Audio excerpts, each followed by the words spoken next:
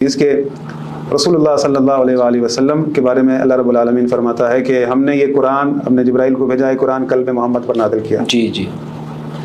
تو قرآن کا ظرف کیا ہے؟ قلب رسول اللہ صلی اللہ علیہ وآلہ وسلم۔ جب رسول اللہ صلی اللہ علیہ وآلہ وسلم دنیا سے چلے گئے تو قرآن نے کہاں جگہ لی؟ کیا وہ صفوں پر ہے یا حافظان قرآن کے دماغوں میں؟ بلکہ اللہ رب العالمین ان دونوں باتوں کو نہیں ذکر کیا، بلکہ یہ کہا کہ بل هو آیات بینات فی صدور الذین اوتوا العلم، ہماری یہ روشن آیتیں ان صدور میں ہیں، ان سینوں میں ہیں جن کو ہم نے علم دیا ہے۔ سورہ عنکبوت آیت ہم آپ کے سامنے کہ امام باقر علیہ الصلوۃ والسلام سے کسی نے سوال کیا کہ مولا یہ جو اللہ رب العالمین نے فرمایا کہ بل هو آیات بینات فی صدور الذین اوتوا العلم، کہ میری یہ روشن آیتیں واضح آیتیں ان صدور کے اندر ہیں جن کو میں نے علم عطا کیا ہے، یہ کون سے ہیں سینے؟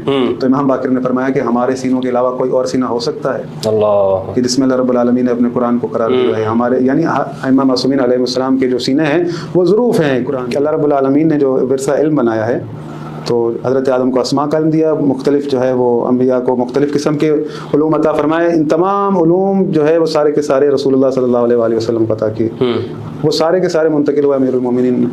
امیر المومنین جیسا عالم، ان جیسی حکمت جیسی ان جیسی بات کرنے والا، ان جیسا دین کو بیان کرنے والا کون ہو سکتا ہے؟ انسانی ہے نا، جس کو اللہ رب العالمین بیان کر رہا ہے کہ اگر میں ایسا کرتا تو تم ایسا کہتے، لیکن اللہ رب العالمین کہہ رہا ہے لی اللہ یکون۔ تو یہ ائمہ اہل بیت بھی حجت ہے؟ بالکل حجت ہیں۔ رسول اللہ صلی اللہ علیہ وآلہ وسلم کے بعد ہدایت کا دروازہ کیا بند ہو گیا؟ رسول اللہ صلی اللہ علیہ وآلہ وسلم کے بعد کیا ہدایت کی ضرورت؟ کیسے حجت ہے؟ اب تو کوئی امام ہی نہیں، یہ لوگ سوال بھی کرتے ہیں کیوں نہیں ہے؟ اچھا، امام مہدی علیہ الصلوۃ والسلام نظر تو نہیں آ رہا ہے نا؟ نظر نہ آئے۔ اللہ رب العالمین نے یہ نہیں کہا کہ انا اول بیت وضع للناس الذی ببکۃ مبارکا وہدی للعالمین؟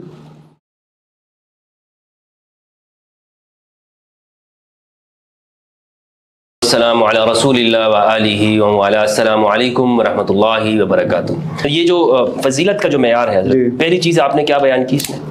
پہلی چیز سب سے بڑھ کر جو ہے علم کی وراثت، علم کی۔ قرآن میں اس پہ ذرا نظائر آپ پیش کریں۔ دیکھیں اول جو چیز ہے نا، پہلی دیکھیں میری ابتداء خلقت آدم کے وقت اللہ رب العالمین نے فرمایا کہ وَإِذْ قَالَ رَبُّكَ لِلْمَلَائِكَةِ إِنِّي جَاعِلٌ فِي الْأَرْضِ خَلِيفَةً، تو فرشتوں نے کہا کہ أَتَجْعَلُ فِيهَا مَن يُفْسِدُ فِيهَا وَيَسْفِكُ الدِّمَاءَ وَنَحْنُ نُسَبِّحُ بِحَمْدِكَ وَنُقَدِّسُ لَكَ، یعنی اعتراض کیا کہ یہ زمین پر کیا کریں گے؟ فساد کریں گے، ہم آپ کی تقدیس کے لیے کافی نہیں ہے؟ تو اللہ رب العالمین نے فرمایا جو میں جانتا ہوں وہ تم نہیں جانتے۔ پھر اللہ رب العالمین فرماتا ہے وَعَلَّمَ آدَمَ الْأَسْمَاءَ، ہم نے آدم کو علم دیا اسماء کا۔ اب اللہ رب العالمین نے علم دینے کے بعد کہا کہ تمہارے پاس ایسا ہے؟ تو انہوں نے کہا کہ نہیں، ہمارے پاس تو وہی ہے جو اللہ تو نے دیا ہے۔ تو یہاں پر ایک چیلنجر نہیں ہوا گیا، چیلنجر آیا ابلیس، اس نے کہا کہ انا خیر من، میں اس سے بہتر ہوں، خلقتنی من نار وخلقتہ من طین۔ اللہ رب العالمین کہہ رہا ہے کہ اس جیسا علم ہے تمہارے پاس، تو اس کو کہنا کیا چاہیے؟ ہاں علم ہے کہ میرے پاس ویسا علم ہے، ویسا شوق ہے نا، چیلنج کر رہا ہے، بلکہ بجائے علم کے وہ برتری کیسے حاصل کرنا چاہ رہا ہے؟ پیدائش کے حوالے سے، پیدائش کے حوالے سے۔ تو یہاں سے پتہ چل گیا کہ علم جو ہے وہ سب سے بڑی فضیلت ہے، علم کا ہونا۔ اللہ رب العالمین نے حضرت آدم کو علم دے کر یعنی کمپیریزن کر دیا، مقایسہ کر دیا کہ ایسا ہے تمہارے پاس؟ انہوں نے کہا ہمارے پاس ایسا نہیں، ہمارے پاس اتنا ہی ہے جتنا تو نے دیا۔ قیامت تک کے لیے جو ہے نا ہمیں یہ میزان مل گیا، ہمیں یہ سبق مل گیا کہ اللہ رب العالمین کا جو خلیفہ ہوگا وہ اللہ کا پڑھایا ہوگا۔ صحیح ہے، ٹھیک ہے۔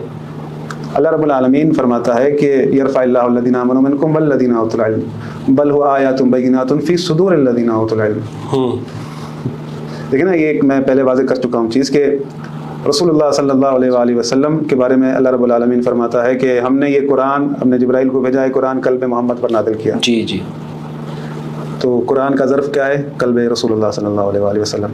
جب رسول اللہ صلی اللہ علیہ وآلہ وسلم دنیا سے چلے گئے تو قرآن نے کہاں جگہ لی؟ کیا وہ صفوں پر ہے یا حافظان قرآن کے دماغوں میں؟ بلکہ اللہ رب العالمین ان دونوں باتوں کو نہیں ذکر کیا، بلکہ یہ کہا کہ بل هو آیات بینات فی صدور الذین اوتوا العلم، ہماری یہ روشن آیتیں ان صدور میں ہیں، ان سینوں میں ہیں جن کو ہم نے علم دیا ہے۔ سورہ عنکبوت آیت نمبر 49۔ یعنی ظرف قرآن، ہاں ظرف قرآن وہ صدور ہیں، کچھ لوگ ہیں جن کو ہم نے علم دیا ہے۔ ہماری یہ روشن آیتیں کہاں ہیں رکھی ہم نے؟ بل هو آیات بینات فی صدور الذین اوتوا العلم۔ بہت ساری احادیث ہیں ہماری تفاسیر کے اندر، صاحبان علم ہے. ہاں بہت ساری تفاسیر کے اندر احادیث ہیں. ایک پیش کرتا ہوں آپ کے سامنے کہ امام باقر علیہ الصلوۃ والسلام سے کسی نے سوال کیا کہ مولا یہ جو اللہ رب العالمین نے فرمایا کہ بل آیات بینات فی صدور الذین اوتوا العلم، کہ میری یہ روشن آیتیں واضح آیتیں ان صدور کے اندر ہیں جن کو میں نے علم عطا کیا ہے، یہ کون سے ہیں سینے؟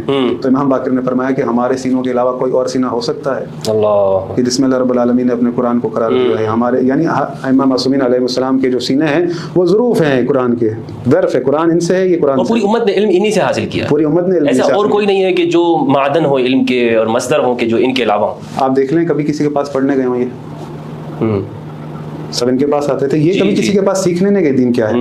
یعنی کمال یہ ہے کہ اللہ رب العالمین نے جو ورثہ علم بنایا ہے، تو حضرت آدم کو اسماء کا علم دیا، مختلف جو ہے وہ انبیاء کو مختلف قسم کے علوم عطا فرمائے. ان تمام علوم جو ہے وہ سارے کے سارے رسول اللہ صلی اللہ علیہ وآلہ وسلم کو عطا کیے. وہ سارے کے سارے منتقل ہوئے امیر المومنین. امیر المومنین جیسا عالم، ان جیسی حکمت، ان جیسی بات کرنے والا، ان جیسا دین کو بیان کرنے والا کون ہو سکتا ہے؟ یعنی تمام وہ لوگ جو کسی بھی معاملے میں پریشان ہوتے تھے، جن کو نہیں پتا ہوتا تھا کسی بھی شرعی مسئلے کا، تو ان کا رجوع کہاں ہوتا تھا؟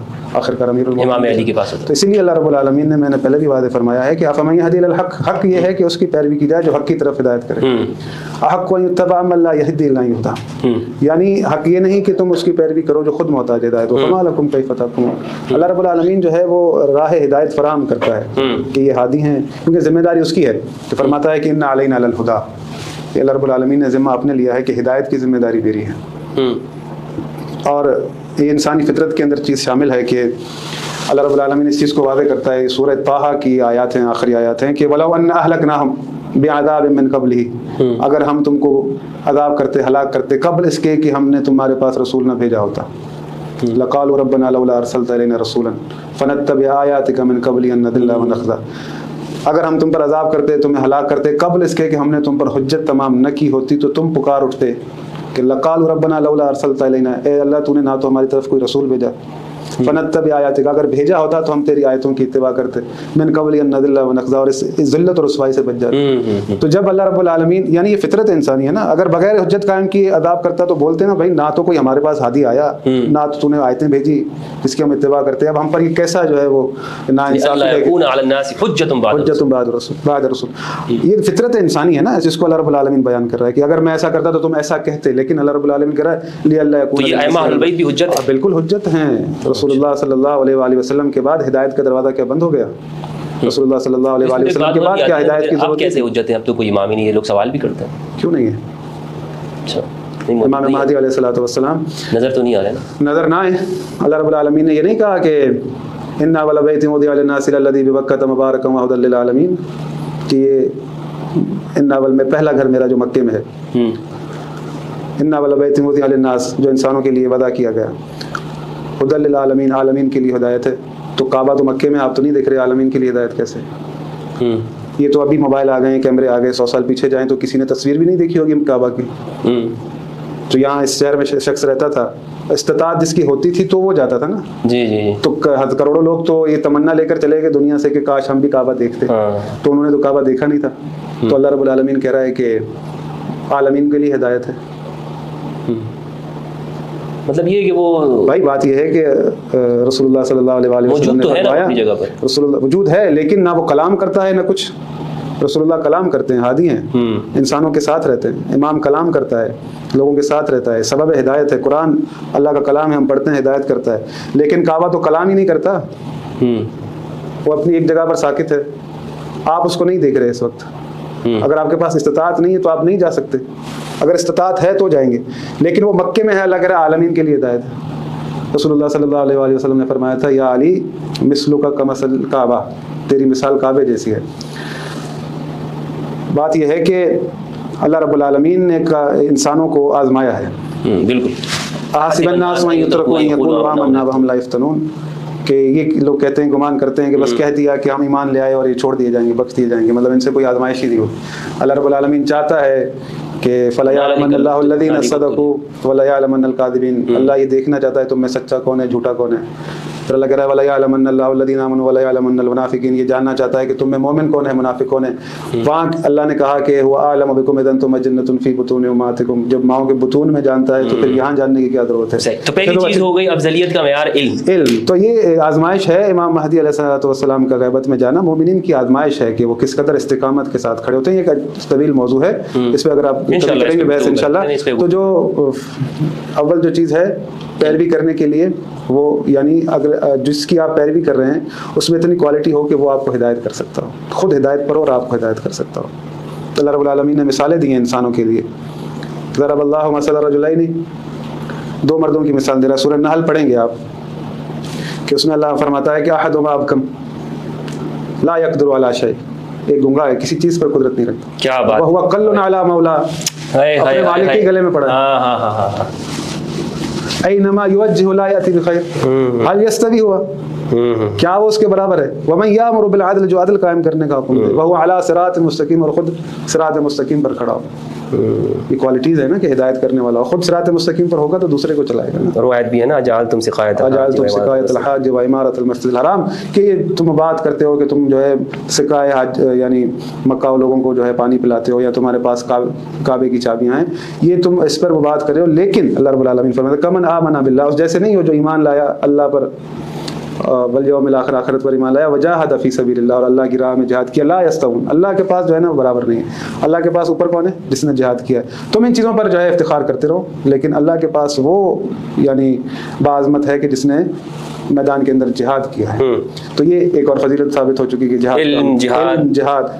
اور اس کے بعد سخاوت، والذین صبروا ابتغاء وجہ ربہم، یعنی صابرین بھی ہونا. دیکھیں اس چیز کو سمجھنے کے لیے یہ آیت ہم بڑی بہترین ہے کہ ہم اس کو آسانی سے سمجھ لیں کہ متقی کون ہے. جی، کہ اللہ رب العالمین فرماتا ہے، میں نے جیسا کہ کہا کہ ان اوصاف کے ساتھ جو ہے ہم سمجھ سکتے ہیں کہ اللہ رب العالمین کسے متقی کہہ رہا ہے، کیونکہ یہ تو مبہم مسئلہ ہے نا، ہمیں کیا پتا کون کتنا متقی ہے، لیکن کوالٹیز کو تو ہم دیکھ سکتے ہیں نا.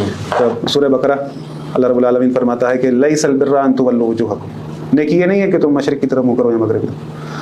لیس البر ان تولوا وجوہکم قبل المشرق والمغرب ولکن البر من آمن باللہ والیوم الاخر، بلکہ نیکی یہ ہے کہ جو اللہ پر ایمان لائے، یوم آخرت پر ایمان لائے، والملائکۃ والکتاب والنبیین، ملائکہ پر ایمان لائے، نبیوں پر ایمان لائے اور کتاب پر ایمان لائے. وآت المال علی حبہ ذوی القربى، اور مال باوجود عزیز ہونے کے، عزیز ہے اسے، خود طلب ہے. وآت المال علی حبہ ذوی القربى والیتامى والمساکین وابن السبیل والسائلین وفی الرقاب واقام الصلاۃ وآت الزکاۃ، یعنی سائلین کو بھی دیتے ہیں، اقربا کو بھی دیتے ہیں، یتیموں کو بھی دیتے ہیں، مسکینوں کو بھی دیتے ہیں، قیدیوں کو بھی دیتے ہیں. وفی الرقاب، واقام الصلاۃ، نماز کو قائم کرتے ہیں. وآت الزکاۃ، زکات دیتے ہیں. والموفون بعہدہم اذا عہدوا، جو عہد کرتے ہیں وہ وفا کرتے ہیں. والصابرین فی البأساء والضراء، اور صبر کرتے ہیں مصیبتوں کے اندر ثابت قدم رہتے ہیں. وحین الباس، اولئک الذین صدقوا، یہی سچے ہیں، اولئک الذین صدقوا اولئک هم المتقون، یہی سچے ہیں، یہی متقین ہیں. اولئک کس چیز پر دلالت کرتی ہے آپ مجھ سے بہتر جانتے ہیں. یہی لوگ. تو کوالٹیز دیکھ لیں کیا کیا ہے، ساری میں نے پیچھے بتائی. صبر کرنا، سخاوت کرنا، مشکلات پر ثابت قدم رہنا، لوگوں کے عہد وفا کرنا، لوگوں کی گردنوں کو آزاد کرنا. اب سورہ دہر کی طرف چلیں. یوفون بالنذر ویخافون یوما کان شرہ مستطیرا ویطعمون الطعام علی حبہ مسکینا ویتیما واسیرا، خود تلاش کرتے ہیں. انما نطعمکم لوجہ اللہ لا نرید منکم جزاء ولا شکورا. کون تھا وہ، کون سا گھر تھا وہ، کون تھے افراد کہ جنہوں نے نظر کی تھی اور جب سائلین ان کے دروازے پر آتے تھے. سیدہ دہرا سلام اللہ علیہا. اچھا علامہ صاحب، یہ عرب کا سب سے سخی گھرانہ ہے، سب سے سخی گھرانہ، سب سے، اور سب لوگ ان کے گھر کھانا کھانے کے لیے آتے تھے. بالکل. رسول خود 100 اونٹ ذبح کر رہے ہیں. جناب عبد المطلب ان کے اونٹوں کو ابراہ جب آیا تھا نجاشی، وہ ہکا کے لے گیا تھا، تو وہ وہاں پہ مانگنے مطالبہ کرنے کے لیے گئے تھے. اس نے کہا کہ میں تو تمہارا کعبہ، تمہارا جہاں پہ تم عبادت کرتے ہو، اس کو منہدم کر رہا ہوں، تمہیں اس کی فکر نہیں، اور اپنے اونٹ مانگنے کے لیے. انہوں نے کہا ان کا مالک وہ رب ہے، وہ خود حفاظت کرے گا، مجھے میرے اونٹ میں چاہ رہا ہوں تم سے. تو علامہ صاحب میں یہ دیکھتا ہوں کہ یہ اتنا سخی گھرانہ ہے، اور انہی کو یہ کہا کہ بہت فقیر تھے یہ لوگ، کھانے کو کچھ نہیں ہوتا تھا، مانگ مانگ کے یہودی کے باغ میں جا کر مزدوریاں کیا کرتے تھے، اور بالکل گھر میں فاقہ پڑا ہوا ہوتا تھا، ان کے پاس کچھ بھی نہیں ہوتا تھا. مطلب عرب کے سب سے لاچار، فقیر، مسکین گھرانہ اس کو پیش کیا جاتا ہے. یہ کیا دیکھتے ہیں، کیا روایات ہیں؟ اصل میں رسول اللہ صلی اللہ علیہ وآلہ وسلم انبیاء کے سردار ہیں جی، ان کے پاس جو کچھ تھا انہوں نے بانٹ دیا. اور ایسا نہیں ہے کہ آپ ان کے بارے میں کہہ رہے ہیں کہ ان کے پاس کچھ نہیں تھا. کہیں دکھا دیں کبھی کوئی سوال ہی آیا اور انہوں نے جواب دیا ہو کہ آج ہمارے پاس نہیں ہے. تو جو عطا کرتا رہے وہ کبھی خالی ہوتا ہی نہیں ہے. خالی ہوتا ہی نہیں. ہاں یہ بات ساری ہے زہد کی. یعنی فخر اختیاری تو ہے, استراری نہیں تھا ان کے. ہاں, مقصد کہنے کا یہ ہے کہ رسول اللہ صلی اللہ علیہ وآلہ وسلم کا یہ اسٹیٹس نہیں ہے کہ جب وہ دنیا سے جائیں ان کے پاس درہم و دینار بچا کے جائیں. ان کا یعنی جو کچھ یعنی گھر ہے, باغ ہے, ملکیت ہے, وہ ایک الگ چیز ہے. لیکن جمع چلتا ہوا رہا, لیکن وہ بچاتے نہیں تھے. یعنی جو موجود ہوتا تھا خرچ کرتے تھے. امیر المومنین علی علیہ الصلوۃ والسلام باغ میں کام کر رہے تھے. ایک شخص مسافر آیا, مدینے میں داخل ہوا تو بھوکا تھا. تو امیر المومنین کو وہ جانتا نہیں تھا. تو اس نے کہا کہ مخاطب کر کے کہ اگر آپ کے پاس کچھ کھانے کو ہے تو مجھے دے, میں بھوکا ہوں. تو امیر المومنین کی جو روٹی تھی, امیر المومنین نے اسے نہیں روٹی جو اس کی جو کی, تو اس نے کھانے کی کوشش کی, تھوڑی سختی, کھا نہیں سکا. تو امیر المومنین نے اسے کہا تو ایک کام کر, مدینے جا, وہاں پر حسن بن علی شخص ہیں, مطلب امام حسن کے بارے میں. یہ نہیں کہا کہ میرا بیٹا, کہا حسن بن علی کا گھر ہے, مشہور ہے, وہاں دسترخوان چلتا ہے, وہاں جا تجھے کھانا مل جائے گا. وہ شخص آیا وہاں پر, امام حسن کے دسترخوان پہ کھانا کھایا. کھانا کھانے کے بعد جو ہے نا اس نے وہ چاہا کہ دل میں خیال ہے کہ وہ جو کام کر رہا تھا باغ کے اندر ان کی جو ہے نا کچھ لے جاؤں. تو اس نے جو ہے نا وہ اس کو باندھنا شروع کیا کھانے کو. تو امام حسن نے کہا کہ تمہیں جب بھی بھوک لگے, جس وقت بھی لگے, یہاں تازہ کھانا ملتا ہے, آ کر کھا لینا, اٹھانے کی ضرورت نہیں ہے, مطلب تمہیں جب حاجت ہو آ جانا. تو اس نے کہا کہ نہیں, میں جب آ رہا تھا میں نے دیکھا باغ میں ایک شخص کام کر رہا تھا, اس کی روٹی بہت سخت تھی, میں چاہ رہا ہوں کہ یہ جو ہے نا اپنی روٹی, یہ اس روٹی کو لے جاؤں اور اسے جا کر کھلاؤں. تو امام حسن مسکرائے. امام حسن نے کہا کہ جس کے لیے تو روٹی اٹھانا چاہ رہا ہے وہ میرا بابا علی ہے, وہ یہ کھانا نہیں کھاتا. یعنی ایک لہجہ جو ہوتا ہے نا, ایک لہجہ امیر المومنین کی زندگی جیسا کوئی گزار ہی نہیں سکتا. ایک لہجہ, باتیں ہم کر سکتے ہیں کہ بڑی بڑی لمبی لمبی چھوڑ دیتے ہیں, ایک لہجہ امیر المومنین کی زندگی جیسا ہم نہیں گزار سکتے, کیونکہ امیر المومنین جو ہے امام المتقین ہے. امیر المومنین امام المتقین ہے, وہ غذا اختیار کرتے ہیں جو امت کا پس ترین آدمی, غریب مسکین ترین جو کھائے, وہ چیز اختیار کی ہوئی ہے. کہ یہ اس قدر یعنی وہ سمجھتے ہیں خود کو کہ بھئی اللہ رب العالمین ہم سے سوال کرے گا کہ پوری امت کا ہمیں جو ہے رہنما امام قرار دیا اور ہم جو ہے یہ کام کھا رہے ہیں, اور امت کا جو ہے مثل غریب مسکین یہ کام کھا رہا ہے. کس قدر عظمت والی بات ہے یہ. اور اس کو یعنی بجائے اس کی معرفت حاصل کرنے کے یہ کہنا کہ ان کے پاس کچھ نہیں تھا, یہ در حقیقت جو ہے نا بے عدالتی ہے. یعنی میں یہ سمجھتا ہوں علامہ صاحب کہ ہم یہ عرب کا, میں اس نقطہ نظر سے کہہ رہا ہوں, میں اس کا انکاری نہیں ہوں کہ انہوں نے مشکل حالات نہیں دیکھے اور اس میں صبر جو ہے جو کچھ بھی فضیلت ہے یہ ان کو حاصل تھی اس طرح کی, لیکن یہ خود انہوں نے اپنے اختیار سے اس طرح کرتے. وگرنہ تو یہ جو قبیلہ ہے بنو ہاشم کا, عرب کی گردنوں کے مالک رہے. بالکل, یہ سب محکوم تھے ان کے سامنے. آتا کہ بنو امیہ کبھی جو یا قریش جسے کہا جائے کہ انہیں ایک سیادت اور ایک عرب کے معاشرے کے اندر وہ حاصل رہی, تو وہ کچھ مال میں بھی اتنے کوئی بڑے نہیں تھے, یعنی وہ بنو ہاشم کا مقابلہ کر سکتے, بلکہ وہ اس بات کو جانتے تھے کہ یہ تو ہر چیز میں ہم سے آگے چلے جاتے ہیں, مال میں ہم سے آگے چلے جاتے ہیں, عرب کی سیادت کے اندر, قیادت کے اندر ہم سے آگے. اب نبوت میں بھی انہوں نے ہم سے آگے چلے گئے اور ان کا اعلان انہوں نے اعلان کر دیا, تو ان کا مقابل کوئی نہیں ہے. لیکن ہمارے ہاں جو پیش کرنے والا, مثال کے طور پر امام علی علیہ السلام اور سیدہ زہرا علیہ السلام کی شادی کا جو واقعہ ہے, کس طرح من گھڑت کر کے بیان کیا جاتا ہے, جناب کچھ نہیں تھا, مہر کے پیسے تک نہیں تھے, فلاں نے دیے, فلاں نے مدد کی, فلاں وغیرہ, اور یعنی کہ بالکل ان کے پاس تو کچھ تھا ہی نہیں, کچھ نہیں تھا ان کے پاس رسول اللہ. حالانکہ یعنی جناب ابو طالب علیہ السلام سید البطحاء ہیں, وہ بالکل سردار ہیں, یعنی وہاں پہ شعوب موجود ہیں حرم کے اندر, شیب بنی عامر ہے, شیب ابی طالب ہے, شاب علی اس کو کہتے ہیں, بہت بڑی پراپرٹی, اس کے مالک رہے ہیں. بالکل, تو جو عرب کے سردار ہوں, قائدین ہوں, کعبہ کے متولی ہوں, ان کے بارے میں یہ کہنا, اس طرح پیش کرنا کہ بس عرب کے سب سے قریب یہی لوگ تھے.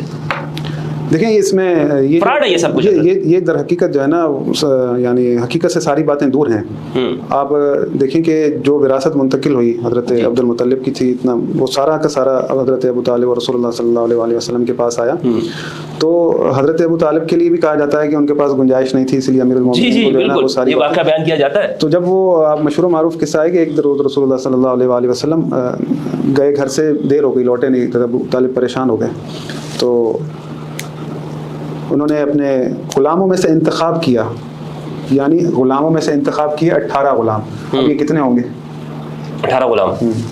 اور ان کے لیے اسلحہ خانہ کھولا, بھئی یہاں سے جو ہے نا اسلحہ خانہ کس کے گھر میں ہوتا ہے؟ غریب کے گھر میں. جی جی جی بالکل. بھئی یہ اسلحہ اٹھاؤ, ان کو اپنی جو ہے نا آستینوں میں چھپاؤ, میں جا رہا ہوں اپنے بھتیجے کو ڈھونڈنے. جی اگر میں اس کو لے آیا جی, بہت بہادر بھی انسان تھا یہ. اچھا حضرت یہ واقعہ بھی ہے کہ جب سیدنا عبد المطلب علیہ السلام نے منت مانی تھی کہ اگر میرے 10 بیٹے ہوئے تو میں ایک کو اللہ کی راہ میں ذبح کروں گا, تو پھر وہ اس کو جناب عبداللہ کا بابر وہ قرہ جب نکلتا تھا تو پھر وہ کہا گیا کہ جناب آپ اس کی جگہ پر 100 اونٹ آپ نے ذبح کرا. یعنی عرب کے اندر یہ جو آج بھی انسان کی خود شریعت مصطفیٰ صلی اللہ علیہ وآلہ وسلم کے اندر جو ہے قتل خطا کی جو دیت ہے 100 اونٹ جو دیے جاتے ہیں, یہ جناب عبد المطلب علیہ السلام نے شروع کی ہے اور رسول اللہ نے اس کو برقرار. تو جو 100 اونٹ اللہ کی راہ میں قربان کر سکے, یعنی ایک اونٹ کی قیمت اگر آج ہم لگائیں گے تو آج کی جو لینڈ کروزر کے برابر کی اس کی حیثیت تھی اس زمانے کے اندر. عرب کا لینڈ کروزر تھا صحرا کا. جب رسول اللہ صلی اللہ علیہ وآلہ وسلم کی ولادت ہوئی تو ولادت کے جائم جو کھانا کیا تھا اس کا جو سفرہ تھا وہ مکے کی حدوں سے باہر. اللہ اکبر, اللہ اکبر. مکے کی حدوں سے باہر تک تھا. جی جی جی. اور پھر سیدہ خدیجہ سلام اللہ علیہ. تو یہ مقصد یہ ہے کہ یہ زہد کا جو معاملہ ہے اس کو جو ہے نا اس چیز میں لے آتے ہیں. جی بالکل, یعنی یہ ایک عرفان کی ایک چیز ہے کہ ان کا. دوبارہ حضرت ہم موضوع کی جانب آتے ہیں کیونکہ آپ کے ساتھ جو نشست ہے وہ نشست ہماری کوئی خاص, میں نہیں چاہتا ہوں کہ ایک ٹاپک کے ساتھ چلے. یہ بالکل غیر جسے کہنا چاہیے کہ غیر منظم انداز میں چلنی چاہیے. منظم انداز میں ہوتا ہے نا تو وہ بات یوں سمجھی جاتی ہے کہ جناب سوال بے سوال ترتیب دی ہوئی ہے, پلاننگ ہوئی ہوئی ہے.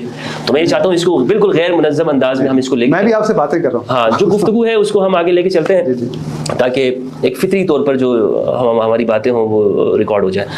تو اس میں ایک تو حضرت آپ نے معیار بتایا کہ علم کا ہے, دوسرا آپ نے جہاد کا بتایا, تیسرا سخاوت صبر, اور چوتھا آپ نے غالباً تقویٰ کا بتایا.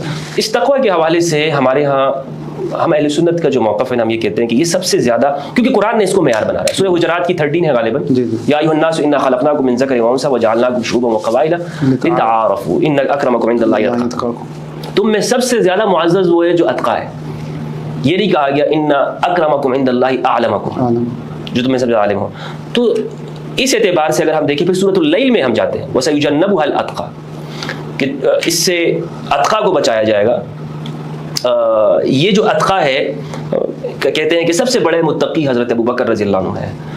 تو اگرچہ میں نے علماء اہل سنت سے اس بارے میں پوچھا لیکن وہ مجھے کوئی خاص جواب نہیں دے سکے ہیں کہ نہ ہمارے ہاں اہل سنت میں کوئی روایات ایسی پائی جاتی ہیں کہ جس میں اس آیت کی تفسیر میں روایات ہوں. یعنی اقوال تو ہیں کمزور درجے کے, خود میری تحقیق کے مطابق کوئی روایت ایسی موجود نہیں ہے کہ حضور نے فرمایا اتقیٰ سے مراد یہ. مفسرین کہتے ہیں, مفسرین ہمارے ہاں بہت کچھ تفاسیر کے اندر گفتگو ہوتی رہتی ہے. اس تقویٰ کے حوالے سے آپ بتائیے گا کہ آپ کے نزدیک یہاں جو سورہ حجرات کی آیت ہے ان اکرمکم عند اللہ اتقاکم, آپ کے ہاں کیا ہے اور قرآن مجید کیا کہتا ہے؟ بنیادی طور پر قرآن سے ہم اس مسئلے کو سمجھنا حل کریں. دیکھیں میں نے آپ کے سامنے وہ سورہ بقرہ کی آیت بھی پیش کی اور سورہ مریم کی آیت بھی پیش کی. امیر المومنین علی علیہ الصلوۃ والسلام سے فرماتے ہیں کہ تقویٰ ہی وہ ہے کہ جس سے صادقین صادق ہیں اور عالم عالم ہیں. ایک آج شخص ہے جس کے پاس علم حاصل کر لیا لیکن تقویٰ نہیں ہے, خوف خدا نہیں ہے. یا ایھا الذین آمنوا کتب علیکم الصیام کما کتب علی الذین من قبلکم لعلکم تتقون. یہ جو چیزیں ہیں اللہ رب العالمین نے دی ہیں کہ ایسا کرو, ہم نے تمہارے لیے یہ چیز واجب کی ہے تاکہ تم ایسا کرنے سے کیا ہو جاؤ, تقویٰ کے قریب ہو جاؤ. اللہ رب العالمین کہہ رہا ہے کہ ان اکرمکم عند اللہ اتقاکم, جو اللہ کے نزدیک ہے یعنی جس سے اللہ محبت کرتا ہے وہ یعنی سپیریئر کوالٹی پر ہے یا سپیریئر عہدے پر ہے. اگر ہم رسول اللہ صلی اللہ علیہ وآلہ وسلم کے فیصلے کو مان لیں, اللہ کے فیصلے کو مان لیں تو سارا جھگڑا ہی ختم ہو جائے. رسول اللہ صلی اللہ علیہ وآلہ وسلم نے کے پاس ایک جو ہے وہ پرندہ تھا, حدیث طیر مشہور ہے, اس کے بہت سے طرق ہیں, مطلب متواتر اس کی تواتر پہ بالکل.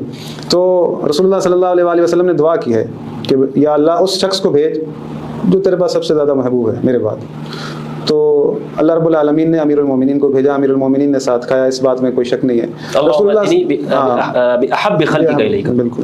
تو اگر ہم کہتے ہیں کہ بھئی امیر المومنین جو ہے متقی کم ہے یا مثال کے طور کہ ہر کسی کے عقیدے کا احترام ہے, ہم نہیں کہہ رہے, ٹھیک ہے ہر کسی کا اپنا عقیدہ ہے, لیکن اللہ اور اس کے رسول فیصلہ کروا رہے ہیں در حقیقت کہ اللہ کے رسول دعا کریں. اگر اللہ نے مستجاب کی اللہ نے مستجاب کی, امیر المومنین کو بھیجا تو اللہ رب العالمین سے فیصلہ کروایا. ہمارے لیے شاید یہ وہ ہے سبق کہ ہم سیکھیں کہ ہم اس جھگڑے میں ہی نہ پڑیں کہ اللہ کے رسول نے فیصلہ کروا دیا کس سے, خود اللہ سے, کہ اللہ رب العالمین نے امیر المومنین کو بھیج کر یہ بتا دیا کہ سب سے بڑا متقی علی ہے.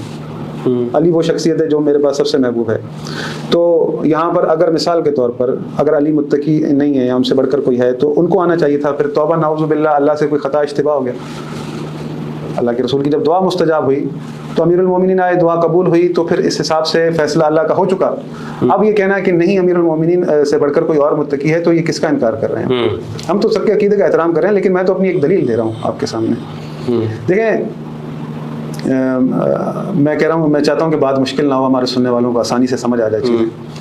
اللہ رب العالمین فرماتا ہے وَلَقَدْ نَصَرَكُمُ اللَّهُ بِبَدْرٍ وَأَنْتُمْ أَذِلَّةٌ فَاتَّقُوا اللَّهَ لَعَلَّكُمْ تَشْكُرُونَ. اللہ نے تمہاری مدد کی جنگ بدر میں, اس وقت تم بے سر و سامان تھے, جب تم کمزور تھے. فَاتَّقُوا اللَّهَ, اللہ سے ڈرو اور احسانوں کو یاد کرو تاکہ شکر کرو. پھر اللہ رب العالمین مخاطب کس سے؟ رسول اللہ سے, کہ تم مومنین کو تسلی دے رہے تھے. استقولوا للمؤمنین لن يكفيكم ان يمدكم ربكم بثلاثة آلاف من الملائکة منزلین, کہ اگر ایسا ہو جائے اللہ کی طرف سے جو ہے نا وہ فرشتوں کی آ جائے فوج مدد کے لیے. پھر رسول اللہ صلی اللہ علیہ وسلم نے تعداد بڑھائی. جنگ بدر ہوئی تو اللہ رب العالمین نے امیر المومنین کے ذریعے مدد کی اور فرشتوں کے ذریعے مدد کی. فرشتے بھی لڑے جنگ بدر کے اندر. اللہ رب العالمین کہہ رہا ہے واضح کہ میں نے تمہاری جنگ بدر میں مدد کی. پہلی جنگ اسلام کی, مسلمانوں کی معرفت جو ہے وہ ابھی اس قدر نہیں ہے. اللہ رب العالمین نے ان کی مدد کی, بے سر و سامان انہیں پتہ دے دی. لیکن جب دوسری جنگ ہوئی, جنگ احد, تو رسول اللہ صلی اللہ علیہ وآلہ وسلم موجود ہیں, وہی اللہ ہے. مسلمان جیتی جنگ ہار گئے, 70 صحابہ شہید ہو گئے. اللہ کی مدد کیوں نہیں گئی؟ آپ بتائیں مفتی آپ. پہلی جنگ میں تو اللہ نے مدد کی فرشتوں کے ذریعے, امیر المومنین کے ذریعے مدد کی, جنگ فتح ہوئی. حضرت حمزہ سید الشہداء دوسرے صحابہ موجود تھے, انہوں نے قتال کیا, جہاد کیا, اللہ کی طرف سے مدد پہنچی. یہی مسلمان, وہی اللہ, وہی رسول جنگ احد میں اللہ نے مدد نہیں کی. اس لیے کہ رسول کا کہنا جو ہے وہاں پہ شروع میں نہیں مانا گیا نا. کافی چیزیں ہیں. رسول کی اطاعت بالکل مطلق ہونی چاہیے. اگر رسول کی وہ جو پہلی جو اطاعت ہے اس کو اسی طرح لیا جاتا اور اپنا اس کو نہ چلایا جاتا تو اس کا نقشہ چینج ہوتا. مسلمان تو جنگ جیتے ہوئے تھے نا, جنگ جیتے ہوئے تھے, لیکن جب ہار میں تبدیل ہوئی جنگ, کیونکہ اپنا ذہن چلایا گیا نا. فرشتوں کی فوج آ سکتی تھی نا, آ سکتی تھی, بالکل آ سکتی تھی. تو یہی اللہ یہی کہہ رہا ہے کہ میں کبھی مدد کر کے آزماتا ہوں, کبھی مدد نہ کر کے آزماتا ہوں. تو جو ثابت قدم رہتا ہے نا, کیونکہ اس کی معرفت میں کمی نہیں ہوتی, تو ثابت قدم اگر کسی نے دکھایا ہے تو کس نے دکھایا ہے؟ امیر المومنین. اللہ رب العالمین جو بدر میں بھی ثابت قدم رہے ہیں, احد میں بھی ثابت قدم رہے, بلکہ بدر کے اصل بلکہ تمام جنگوں کے ہیرو امام علی. بالکل. تو اللہ رب العالمین کہہ رہا ہے وَلَقَدْ كُنْتُمْ تَمَنَّوْنَ الْمَوْتَ مِنْ قَبْلِ أَنْ تَلْقُوهُ فَقَدْ رَأَيْتُمُوهُ وَأَنْتُمْ تَنْظُرُونَ, کہ تم تو موت کی تمنا کر رہے تھے نا اس سے پہلے, کیونکہ جو بدر میں شہید ہوئے تھے ان کا مقام و مرتبہ سنا, فرشتوں کی آواز سنی گئی کہ ان کے قصیدے کہہ رہے تھے شہداء کے, تو انہوں نے کہا کہ کاش ہم بھی شہید ہوتے. تو اللہ کہہ رہا ہے کہ تم تو کہہ رہے تھے کہ تمنا کر رہے تھے ہمیں بھی موت آتی, تو جب وقت آیا تو پھر رکنا تھا نا, استقامت دکھانی. تو یہ استقامت دیکھیں, اللہ رب العالمین جو ہے انسانوں کو آزماتا ہے, یہیں سے پتہ چلتا ہے. تو یہاں پر ہم دیکھتے ہیں کہ امیر المومنین کی ذات جو ہے جیسی بدر میں معرفت تھی ان کی, وہی احد میں معرفت ہے. تو یہی جو یعنی کسی کو پہچاننے کے لیے کافی ہے کہ جب اللہ کی مدد ہے تب بھی تو وہ استقامت ہے, جب اللہ کی مدد نہیں ہے تب بھی استقامت ہے. یعنی کسی بھی حالات میں, کسی بھی پوزیشن میں وہ یعنی پریشان نہیں ہے. ان کا سارا محور و مرکز کیا ہے؟ ذات خدا, اسی پر جو ہے وہ یعنی سارا معاملہ ہے. تو اس اگر ان آیات پر غور و فکر کریں ہم کہ امیر المومنین کی ذات ہمیں واضح نظر آئی کہ سب سے زیادہ متقی ہیں, کیونکہ تقویٰ ہے تو ساری چیزیں ہیں آپ کی. ایسے تو یہود و نصارہ کے اندر اچھے فائٹر ہوتے ہیں, لڑنے والے, تو جب ساری چیزیں جمع ہوتی ہیں نا, خشیت خدا یعنی اللہ سے ڈر, حدود الہی کو آپ نہیں جو ہے نا کراس کر رہے, اسی کی لمٹ میں آپ رہ رہے ہیں. یہ تو کمال ہے نا سارا. اچھا, یہ جو افضلیت کا جو مسئلہ ہے جی جی, شیعت میں ذرا مجھے بتائیے گا کہ شیعت میں یہ کیا ہے؟ یعنی کوئی قطعی ہے یا یہ یعنی اسلام کی ضروریات میں سے ہے, ارکان میں سے ہے, یا یہ ضروریات تشیع میں سے؟ نہیں, ضروریات اسلام ہے. اچھا, یعنی عدل کا معاملہ ہے. ایک آدمی اگر افضلیت امام علی کو نہیں مانتا تو اسلام سے خارج ہوگا؟ اسلام سے خارج کی بات نہیں ہے نا, یہ بات ہے عدل کی. بات یہ ہے کہ جو شخصیت ہے ایسی ہے جسے اللہ رب العالمین نے ایسے فضائل عطا کی ہیں, تو یہ عدل کا تقاضا ہے کہ آپ اس کو تسلیم کریں. ایک آدمی کو اپنے دلائل کی بنیاد پہ سمجھ میں نہیں آ رہا ہے, یا اس کے نقطہ نظر میں وہ مانتا ہے امام علی کا دشمن نہیں ہے, وہ کہتا ہے نہیں میں امام علی کے فضائل کا قائل ہوں, ہم فضیلتوں کے جزوی فضائل کے بھی قائل ہیں, لیکن ہم افضل ان کو نہیں مانتے. نہیں دیکھیں, کیونکہ ہمارے پاس دلائل اس کے نہیں. افضل ہوگا ہی جب اس کے پاس جو ہے نا یہ ساری جزوی فضیلتیں ہوں گی تمام میدانوں کے اندر. اور اللہ رب العالمین نے پورے قرآن میں افضل کا ورڈ یوز ہی نہیں کیا. فضل ہے, مادہ فضل ہے. آپ مجھے فضیلت دیا, بالکل واضح لفظوں میں بتائیں. فضیلت امام علی علیہ السلام سب سے زیادہ متقی ہیں, اشجع ہیں, عالم ہیں, اتقی ہیں, اور دوسروں سے بڑھ کر ہیں. بالکل, اس کی کوئی مثال ہی نہیں نا. یہ تو روز روشن کی طرح بات ہے. دلیل کے ساتھ کوئی بھی شخص دلیل کے ساتھ آپ کو یہ ثابت نہیں کر سکتا کہ امیر المومنین سے بڑھ کر کوئی افضل ہو سکتا ہے دلیل کے ساتھ. جس نے پوچھا ہے وہ بتا نہیں سکا. بات تقویٰ کی ہے تو آپ سوال کریں گے تو آپ کو نہیں آئے گا نا جواب. جیسے آپ کریں کہ میں نے سوال کیا کہ آپ کو کیسے پتا کہ تقویٰ مولا علی کا کم ہے یہاں, تو وہ نہیں. آپ نے آج قرآن کے ذریعے بتایا نا کہ قرآن نے پیرامیٹرز ہے نا, ہوا میں تو نہیں باتیں کر رہے ہیں, یہ تو ہوا میں باتیں ہو رہی ہیں سب. اگر تو میں نے کہا کہ بھائی پہلے تو میں نے بتایا نا اوصاف کہ بھائی اللہ رب العالمین کوالٹیز کہہ رہا ہے کہ بھائی, پھر کہہ رہا ہے یہ صدیق ہیں, یہ متقین ہیں. پھر اللہ کہہ رہا ہے کہ میں وراثت اس کو دوں گا کہ جو تقویٰ میں سب سے آگے. تو وراثت آپ جنت کی دیکھ لیں کس کے پاس ہے, کون ہے وارثین جنت؟ اہل البیت علیہ السلام, سیدہ زہرا سلام اللہ علیہ, سیدۃ النساء العالمین. یعنی آپ غور و فکر کریں تھوڑا سا کہ میرے ذہن میں جملہ آ گیا ہے تو میں چاہ رہا ہوں کہ اس کو ادا کیا جائے. سیدہ فاطمہ الزہرا سلام اللہ علیہ کے حوالے سے حضرت موسیٰ گئے, ووعدنا موسیٰ 30 لیلہ, پھر اللہ رب العالمین نے 10 کو بڑھا دیا راتوں کو, کچھ 40 راتیں ہو گئی, اپنا وسیع چھوڑ کر گئے. تو اللہ فرماتا ہے کہ وَلَمَّا رَجَعَ مُوسَىٰ إِلَىٰ قَوْمِهِ غَضْبَانَ آسِفًا, تو موسیٰ اپنی قوم کی طرف لوٹے تو غضبناک حالت میں تھے. قَالَ بِئْسَ مَا خَلَفْتُمُونِي مِن بَعْدِي, تم نے میرے بعد خلاف کیا ہے. غصے میں شدید, اور حضرت ہارون کی داڑھی اور سر کے بال پکڑ لی. تو وہ کہہ رہے ہیں کہ یا ابن ام لا تاخذ بلیتی ولا براسی, میرے سر کے بال اور داڑھی کے بال مت پکڑو. حضرت موسیٰ حضرت ہارون پر غضبناک ہیں لیکن اللہ غضبناک نہیں ہے. حضرت یونس اپنی قوم پر غضبناک ہیں لیکن اللہ نہیں ہے, نبی ہیں اللہ کے. موسیٰ اولو العزم پیغمبر ہیں, رسول ہیں, وہ حضرت ہارون پر غضبناک ہیں لیکن اللہ غضبناک نہیں. سیدہ فاطمہ الزہرا سلام اللہ علیہ مطلقاً رسول خدا نے فرمایا جس سے غضبناک ہے اس سے اللہ غضبناک ہے. یعنی یہ فضیلت اور مقام جو ہے انبیاء کے پاس نہیں اس حوالے سے. تو پھر یہ جزوی فضیلت کہتے ہیں کہ بھائی جزوی فضیلت ہے. بات یہ ہے کہ یہ حدیث جو ہے بخاری میں لکھی ہے. جی بخاری میں لکھی ہے کہ سیدہ زہرا سلام اللہ علیہ کے لیے رسول خدا نے فرمایا جس نے اسے غضبناک کیا اس نے مجھے غضبناک کیا, جس نے مجھے غضبناک کیا اس نے اللہ کو غضبناک کیا. یعنی رسول اللہ صلی اللہ علیہ وسلم در حقیقت یہ پیمانہ دے رہے ہیں کہ یہ میری بیٹی فاطمہ اگر غضبناک ہوتی ہے تو اس کا, یہ میری بیٹی فاطمہ اگر غضبناک ہو رہی ہے کسی پر بھی تو یعنی اس کا غضبناک ہونا اللہ کا غضبناک ہونا ہے, اس میں کوئی شک نہیں ہے. نہیں, روایات موجود ہیں, بالکل روایات موجود ہیں. تو در حقیقت یہ ہے کہ رسول اللہ صلی اللہ علیہ وسلم یہ یعنی معیار بتا رہے ہیں, یعنی یہ فضیلت بتا رہے ہیں کہ مطلقاً یعنی یہ فضیلت ان کو حاصل ہے, انبیاء کو بھی حاصل نہیں. یہ مثالیں دو میں نے آپ کے سامنے پیش کی. دوستو انشاءاللہ عز و جل مختصر بریک لینے کے بعد پھر آپ کے پاس حاضر ہوتے ہیں. بہت شکریہ. السلام علیکم.